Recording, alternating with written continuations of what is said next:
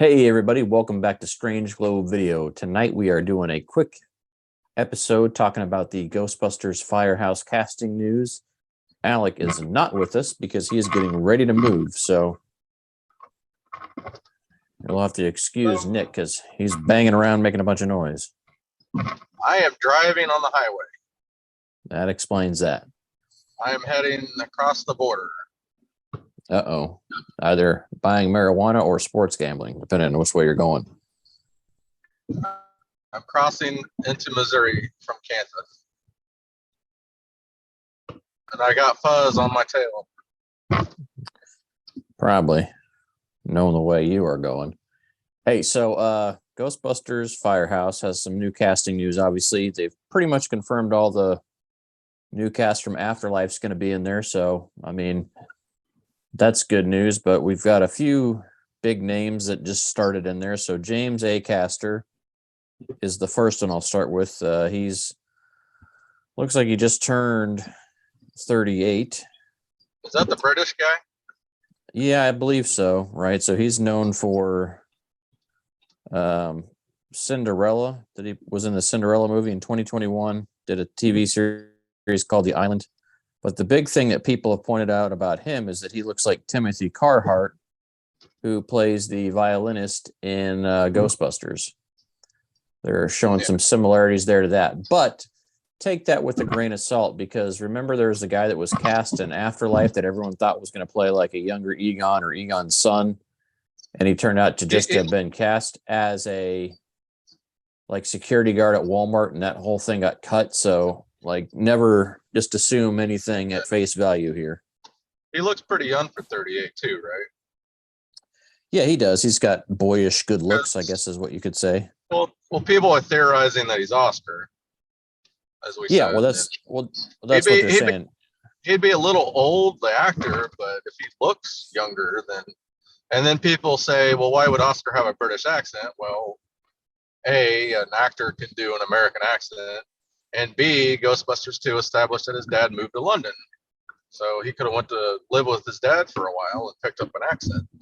Yeah, exactly. There's so many possibilities there that I don't want to overread into that, but it's an interesting idea. It seems like such an obvious thing that they'll do is have Oscar in a movie. I would be impressed if they have restraint and not do it, but I wouldn't be upset if they do. I think it's fine.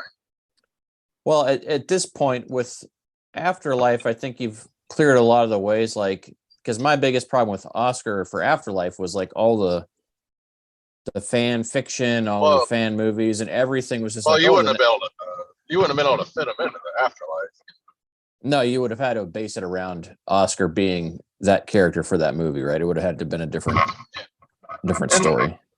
But also, I'm sure they heard about, not enough Ghostbusters 2 material in Afterlife, so they're like, we'll throw him Oscar for the sequel. Yeah, and I mean that makes sense. And then the other lesser known name is Emily Allen Lind, and if you look at her, she's pretty well established too. She's only like 21. She hasn't done a whole lot, right? Yeah, so I mean, it looks like she started her career in 2011. She was on a TV series called Revenge. She played a character on that. So, I mean, she's done a fair amount of stuff. She was on the movie The Babysitter, the Netflix movie. I don't know if you remember seeing that one or not. And then she was also in Dr. Sleep. Oh, well, yeah. Oh, was she Ewan McGregor's daughter or something? Maybe, but she's also in The Babysitter's sequel. So I think that she may have been the main, she may have been that babysitter character. I'm not 100% sure. I saw Dr. Sleep, but I don't remember details. Yeah, and then she was in the Gossip Girl like reboot, I guess. So 22 episodes there. So I would imagine this is going to be somebody that's going to fall into the either Lucky's peer or maybe even Phoebe's peer. With that kind of age there's lots of possibilities for what she could play as a role. Yeah. And then we've got Kumail Nanjiani. Not going to work here anymore. Yeah, I don't know about that, but no, he's been in a lot of stuff. So he was in Obi-Wan Kenobi, the series. He played Haja Estri. He's done some voice work on The Simpsons. Yeah, so he's got a pretty interesting resume as well. So History of the World Part 2, he's going to be part of those, at least one episode. He was in Oh yeah, the I saw Eternals. that. If you watch I the haven't Eternals, seen which I haven't seen Eternals yet. in all honesty, you can skip it. He's not bad in Yeah, it. That movie just didn't really work I in my I opinion. hear it's like the worst one or second to Quantum Mania now. I'll watch it eventually.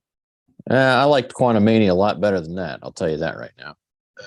He was on the TV series Silicon Valley, so I think that's his biggest probably known role there. And then there's just a bunch of random credits. Oh, Portlandia as well, 12 episodes of that. So there's a fair amount of stuff. He's got a nice resume. They're gonna say we need some diversity in this all-white Ghostbusters crowd. Well, they got lucky, I guess. So you think he's gonna? You think he'll be a Ghostbuster or some kind of villain or antagonist? I don't know. I mean, I think that would be kind of. It's too hard to say. Is he a comic person? Not necessarily. I mean, I think he's got some comedic chops, but he's not necessarily just known for his comedy role. So he might be like a straight man or something. Yeah. So the TV series he did most recently was that Welcome to Chippendales, where he plays a pretty serious role, like the founder of Chippendales. So I think that's kind of an interesting. The Rescue Ranger. Yeah, exactly. It's Disney Plus show. So I think we're looking at a pretty interesting cast there. I'm not making any speculation really yet on what they're. Hold on now. You forgot Patton Oswalt. I didn't forget anybody. I didn't get there. Oh, I thought you were wrapping it up. No. Okay. Patton Oswalt is the fourth newest casting, and he's not a stranger to the Ghostbusters universe, as he voiced Mowgli for the Ghostbusters virtual reality. The first one. For the PlayStation 4. So we got a new one that just came out today, I guess. Yeah, but that launched at locations only, so that's not like an at-home game. Right. It's different one, but that Ghostbuster from Hollowgate looks pretty cool too. Yeah. But yeah, so I'm curious what Patton will be in there. I mean, it's been interesting because they haven't really spoken a lot about what Firehouse is going to be, besides the fact that they potentially have a new generation of Ghostbusters that's not necessarily going to be the young kids. Yeah, I think they at least implied that there's some of these new cast members are probably going to be Ghostbusters. Yeah, I think you've got a lot of flexibility. I hope it's Patton Oswalt puts on all the gear and busts ghosts. Yeah, we'll see. I mean, I just don't know what to expect yet, but I think the casting choices, and the crazy thing about this to me is like people are flipping out about this casting, like getting angry about it online. And I'm like, there's not enough information in here for me to even be upset about that. It just doesn't make any sense. Who do they not like? Do they not like Patton Oswalt, or do they not like another young girl in the cast? Do they not like? I don't know. I've been trying to avoid like the toxicity of it all because I've seen some negative reactions, but not any like reason behind their negativity. Like they haven't given any examples that I've seen. Yeah, I haven't seen anyone articulate like why they didn't think that was a good choice. You think it's just because they're bringing in new people and it's not just going to be the Afterlife cast again by themselves? Or I mean, probably, but everyone. I mean, here's the problem with any movie that's being made, especially a sequel in a franchise, is that if people hear the title Firehouse and they immediately like make up their story in their own head, like of what this movie's going to do and what it's going to be. And they set unrealistic expectations for themselves. And so it's never going to be the story that you anticipate. Firehouse is just a pandering bullshit working title. That isn't even the actual working title. It was just purely pandering bullshit. I don't even know if it's pandering. It's just like Rust City was called Rust City because everything was rusted over and old. It's pandering because it's Firehouse, and they like announced it before they probably even had a script or anything. Oh, this one's going to be working title Firehouse. Ooh. That's pandering. I mean, take it how you will, but too much toxicity around everything anyway. People are just complaining about stuff, and it's like you're getting more Ghostbusters. So, well, I'm more excited. I'm more excited for the movie since the casting announcement. So, well, to be honest with you, Afterlife was probably the hardest Ghostbusters film to make because the expectations were so high. What do you do with it? How do you cope with the loss of Harold Ramis? Now that you've kind of gotten some of that stuff out of the way in a pretty straightforward story arc, I think you've got a lot more options here to tell a different type of story, right? And so I'm hoping that that'll make this a little bit more entertaining. Story. More entertaining. I'm hoping this will take it back a little bit more to its comedy roots of the blend of horror, comedy, sci-fi, all that stuff. The last one had those elements, but the comedy was really, it was more dramatic. Yeah, I mean, you're dealing with the death of a beloved actor, and you're dealing with like the death of these people, Egon in the movie, right? So, I think besides Paul Rudd, he didn't really have anyone with comedic chops either. Yeah, and then you're in a small town, so like the amount of comedy you can do in a situation like that, to me, is you're telling a very precise story there. So this, I think, you're going to have a lot more options. Oh, go ahead. I was going to say, I am very curious how London's going to play out as the fill-in for New York, right? I know they're shooting a lot on the sound stage over there. We've seen some behind-the-scenes photos, which are pretty awesome. I'm very excited about that, but I just don't know what that's going to look like, right? Because when I watch 2016, like they shot it in Boston, but it just doesn't feel like New York to me, like the city scenes and stuff like that. It feels like a city, but it doesn't feel like New York. Having been to New York a couple of times, like it has a certain vibe to it. I'm sure they're trying to save as much money as possible, but after calling it Firehouse, saying how we're going back to New York, but we're not really going to film in New York, or at least not fully. It's kind of shitty, maybe. But will any of it take place in London? I don't know. Like it didn't take place in Canada. They filmed in Canada, so I'm not going to assume that. Basically, from what it sounds like to me is that LA studios are pretty booked. Obviously the next biggest area for booking in this or shooting in the United States is Atlanta. Yeah. But I also feel like you've got better, I don't know if you would have better coverage of preventing leaks being over in the UK or not. I don't know. It's hard to say, right? I just feel like in the United States, the level of hype and stuff would be a little different. So we'll see. Do you think Lucky and podcasts are going to be big players, or are they just going to have a cameo? Or I can't imagine that they would just be cameos in there. Here's the thing. You think they're going to move to New York, or just kind of be visiting and then they get involved in the action? I don't have a lot of thoughts on that yet, other than the fact that I really hope they thought the story through in a way to keep those characters in there, because honestly, the newer characters are what made Afterlife work for me, right? The original Ghostbusters had such a small role and didn't really explain how they got there in a way that Lucky would be an adult by now, and we don't know anything about podcasts, family life, so they could definitely work it out. I think having them living in New York. Yeah, I think you're going to see that, right? Maybe they're going to go to college there or something else. And if Winston's truly rich, he's probably working with them. So, we may see like student versions of this. I'd almost feel like they could get some extreme Ghostbusters vibes. They also have some Ghostbusters, like adults, the other team kind of helping out. We'll see. It's just you could speculate all day about this, but until we really have a better idea what's going on, I'm just really hoping they do something fun with the story and make it pretty funny, but I'd really love to see some really scary stuff in there too. So, yeah. But I do like how we're seeing behind the scenes stuff that they're actually shooting right now.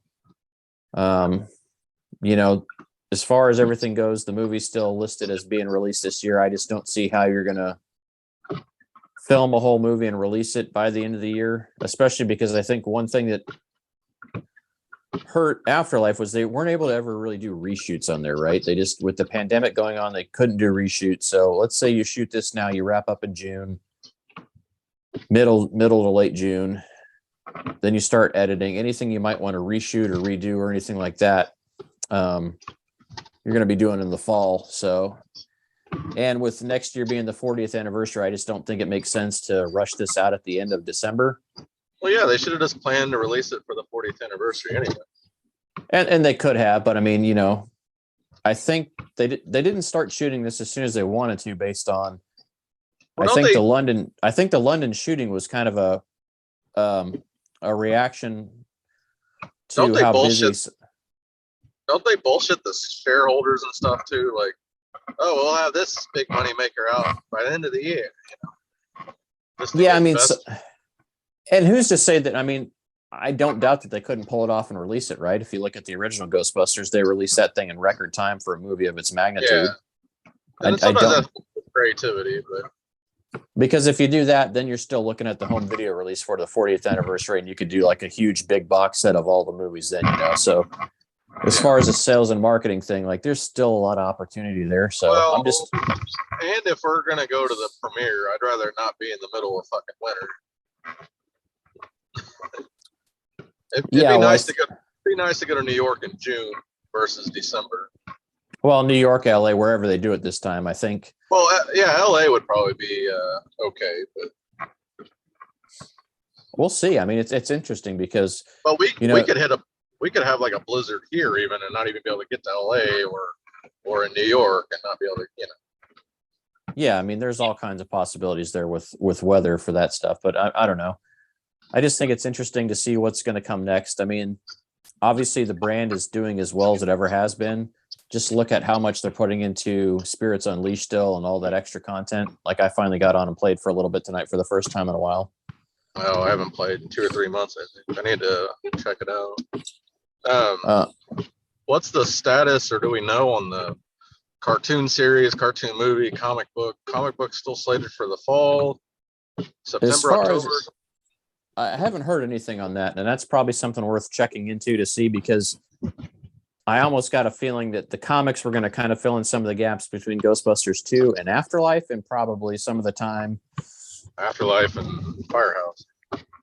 Yeah, because the thing is, like, right, a lot of these actors have aged, like specifically Logan Kim, like, right, he went through a huge growth spurt, and that makes sense. You know, he looks nothing like he did then if you've seen him doing con appearances and things like that. So I think hopefully they take this movie and have like the natural aging of time and have it take place a couple of years later, right? And well, that would make things sense. Are picking up. That would make sense to get the Firehouse renovated and the business going again. Yeah, and so there were some pretty fucked up timelines in the first 2 movies with when the movie started and all the shit that happened in the middle. Yeah, you don't really understand all that, and right, and part of that's the ambiguity of the series too. Is right, we've had these gaps before, so we'll see. But if you think about it, like Afterlife was the only one that wasn't like a starting the business movie. Yeah. Right.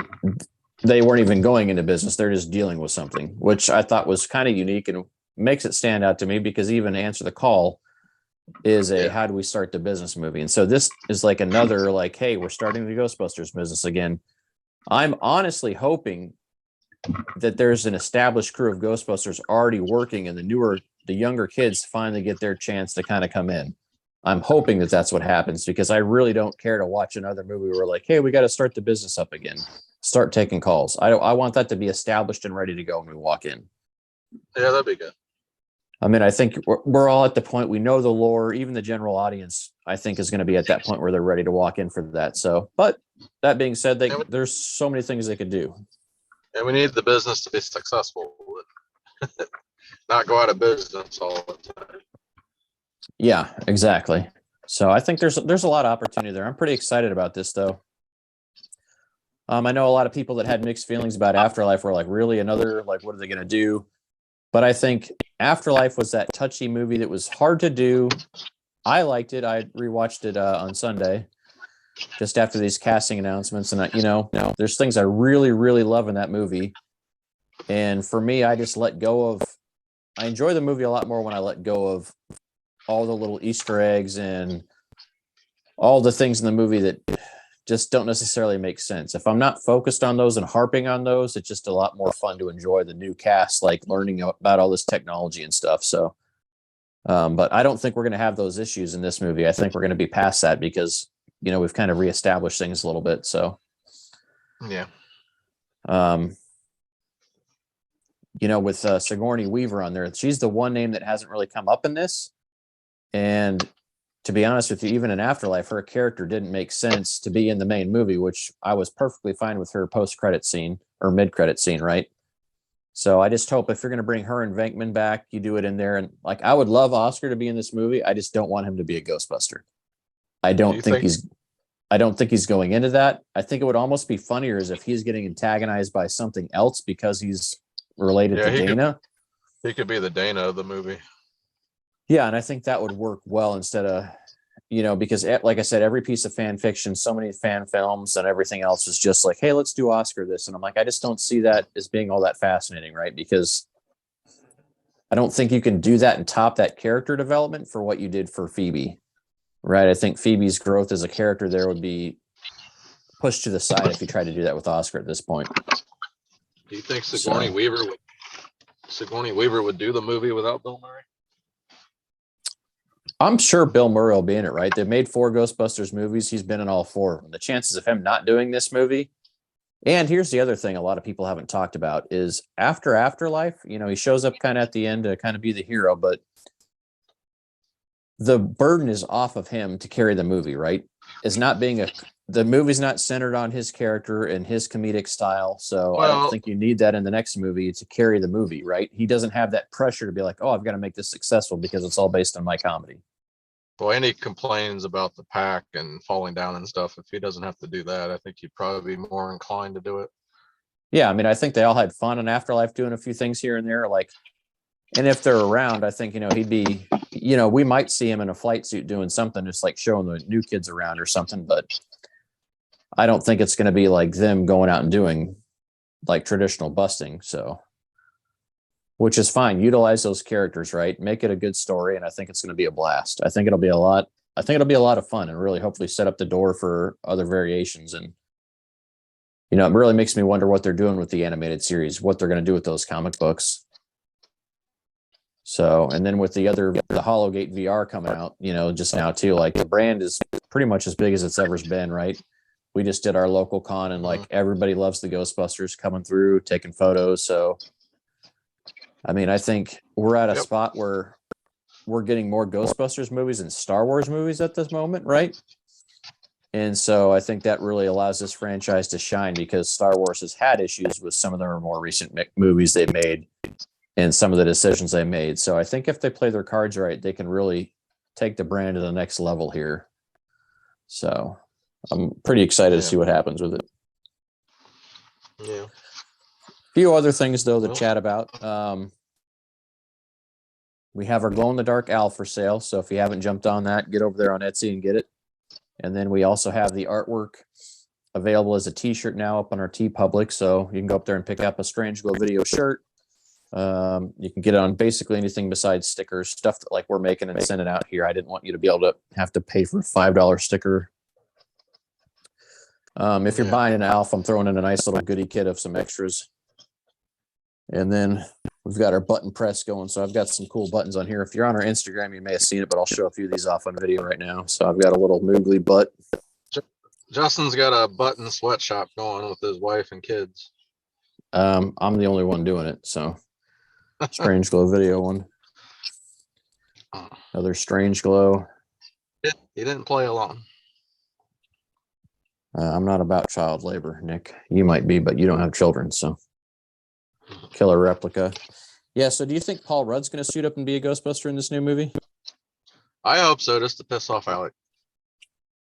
Yeah, Alec's not here to defend himself, but I think in the last movie you didn't need him suited up just because of what was going on. But the fact that he's a seismologist and knows Ghostbusters, I think there's a pretty good chance we're going to see him. Well, yeah, his character wouldn't resist the option, I think. No, I mean, was Alec against him ever being a Ghostbuster or just an Afterlife? Because he got his way with Afterlife. I think it was just Afterlife, right? I think Afterlife was touchy because, how do you bring in another generation of Ghostbusters and not have the adults step on their feet? So I think you're at a spot where this movie, you can set up multiple Ghostbusters teams, right? Within New York, wherever else, you could have people traveling. I know the Ecto-Force, the previous cartoon series that got put on hold was supposed to take place in the future, and it was about Ghostbusters teams all over the world dealing with different cultural spectral stuff. Kind of like Dan Aykroyd's original idea.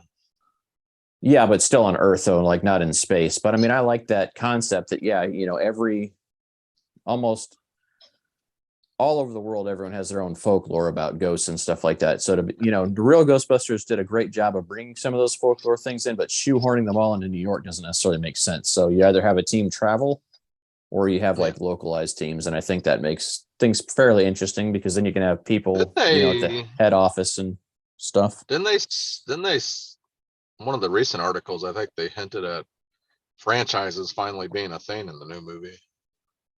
And it could be. We could easily see that, or after this movie, right? I think they're at a spot where they're willing to set it up.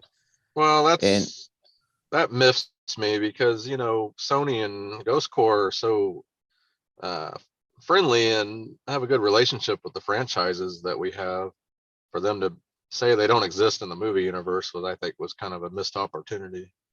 But if they do it now, that would be cool.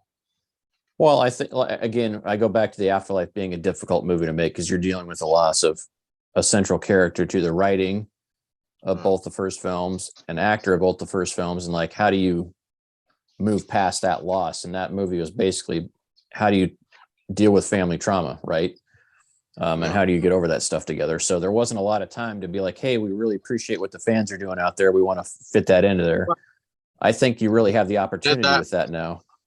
Did that need to be the central plot, though? I don't know. I think just to get past it without pissing everyone off. I mean, because everyone would be like, well, what happened to Egon? You're just going to ignore him?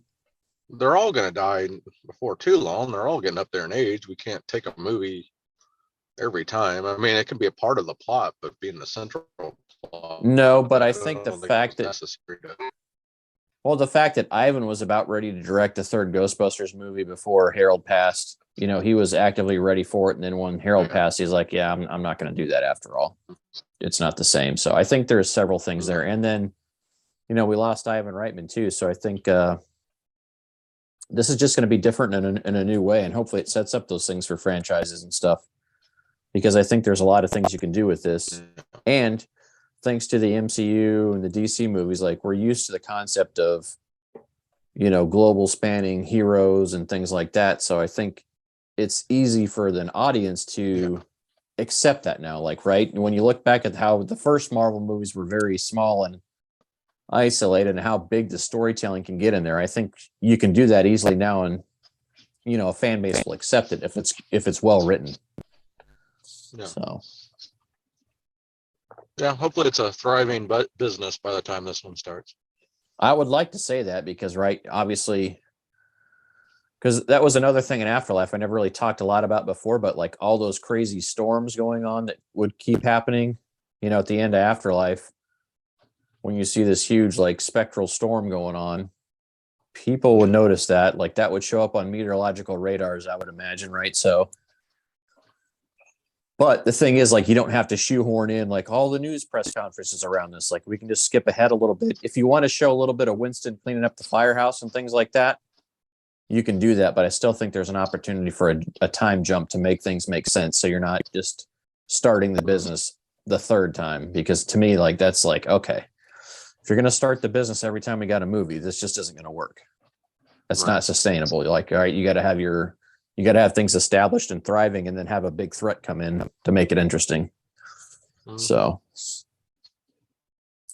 any other thoughts, Nick? Not at the moment. Not at the moment. Did you get any pickups lately? Are you? No. Nope. So I snagged a couple Magnoli pistol belts that shipped already. They're pretty quick on items that are ready to ship. I like that. Yeah. It's just the suits, I think, that are. There's a 9-month queue on that. So I'm like, do I want to get one of those? I don't know. I want to see the quality of yours in person before I do that. They're movie screen used quality. But yeah, I'll show you. Yeah. So if you're not on our social media, please check us out, subscribe, and like if you're not already following the other stuff. And then we do have our Patreon up. So we're working on getting more active with that, but definitely check that out. Check out all the goodies we've got for sale. We still have World's Fair coins for sale. If you're wanting your lucky coin, get one of those, get an Alf set. We'll throw in some goodies there for you as well. Just some other stuff in the package you're buying. So, but appreciate you listening. Let us know your thoughts in the comments, and we'll see you back next week. Hopefully, Alec will be able to join us. We'll kind of see. He's in the process of moving, so we've got the video store torn down right now, so we may be a little less visually exciting for the next couple of weeks, but we'll be back up and running before you know it. Yep. Back on the couch. Exactly. Nick will be back on the casting couch. All right.